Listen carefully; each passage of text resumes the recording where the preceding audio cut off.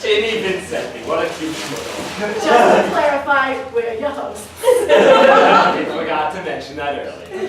But you're right, Jimmy Vincenti is just like a little ruggerless Oh, that doesn't even make sense. Yeah, right. Our next presenter is from Brazil. Oh, you know, there they wear the tiniest bathing suits. We should go there. Oh, trust me, Morty, you don't want to see me in one of those. Oh, I wasn't talking about you at all. Morty, you Up next is Leia the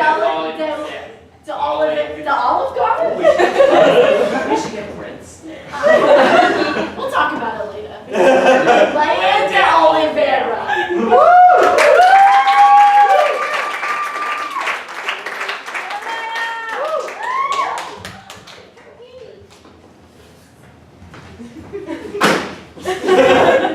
So have you guys ever heard of the sweater curse?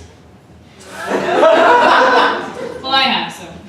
But anyway, the sweater curse is essentially the idea that if you knit a sweater for your significant other, it dooms the relationship, which I think is fantastic. And there's actually a Wikipedia page for the sweater curse, and they have proposed mechanisms of how it ruins your relationship. So I'm gonna read you some of my favorites, because they're fun. So number one is unlucky timing. Essentially, that means that just knitting a sweater takes so long that statistically speaking, something's gonna go wrong within that time span. And then you blame it on the sweater because you're stupid and misdirected. And then the next one is catalyst for analyzing the relationship. This means that essentially you have to spend so much time knitting that you have so much time to think that you start thinking, maybe I don't like him. He always leaves the dirty dishes in the sink. And then eventually you break up with your significant other mid-sweater. And there's also misdirected attention, which is sort of the opposite of that one, where you're knitting a sweater and you're so into it that you forget about your significant other. And you just knit 24/7 and they just like slowly wither away like a plant. And then my favorite one is called the rescue mission. And essentially, this is the one that you knew something was going badly in your relationship, like you sensed it deep inside, and your immediate reaction is to knit a sweater. You're just like, John's coming home very late lately. I should buy some yarn. Like, I just love the idea that that person is out there, like doing this like several times, enough to make a Wikipedia page about it. But I mean, doing comedy about knitting makes me feel a little bit old. But I feel like, I mean, you know you're old when you're like, if you learn something really well tomorrow, it wouldn't be on the news because you're no longer young enough to be a prodigy. Like, if I learned how to play piano, there would be no news story like, 20-year-old becomes proficient at piano. It's not impressive, like, everyone can do that. But I was a pretty weird kid.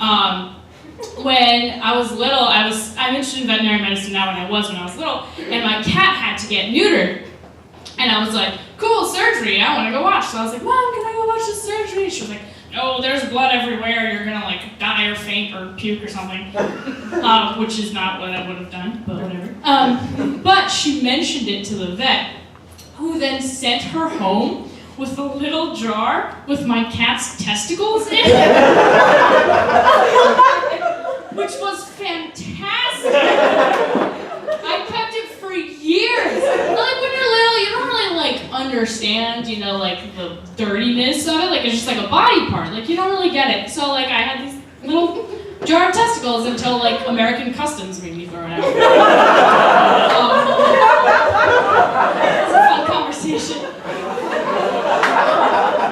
It wasn't over the 3-ounce limit though. So.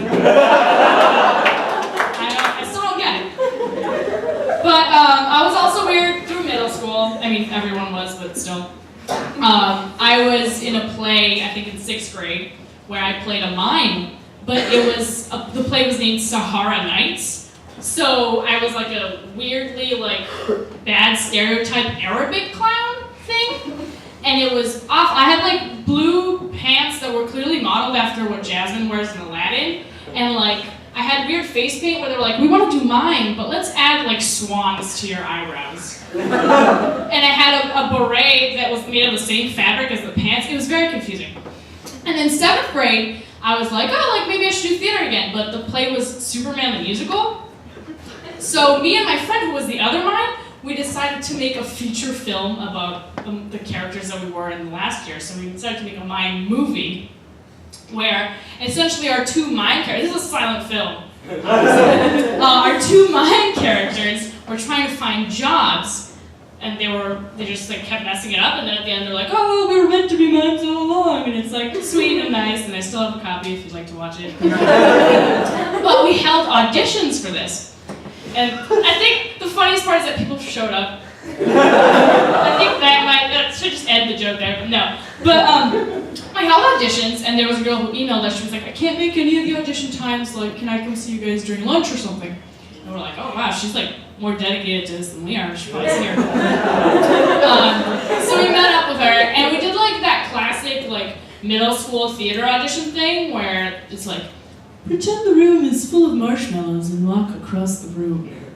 And this girl, and it baffled me at the time, because she like went to one side of the room, and she like took a deep breath, and she just walked. She just walked, and for years I was like, man, like what the hell was she thinking? She made us like lose our lunch, and then she just walked across the room, and I now realize she thought the test was whether or not she could walk through marshmallows. And she was like, I'm gonna show them, these marshmallows got nothing on me. And I was too young to know the talent that I was getting. It was a shame, really, I should contact her. But yeah, enough about me, how are you guys doing? I made you a sweater. I can make you a sweater. Alright, I'm gonna bring this over here now. That's my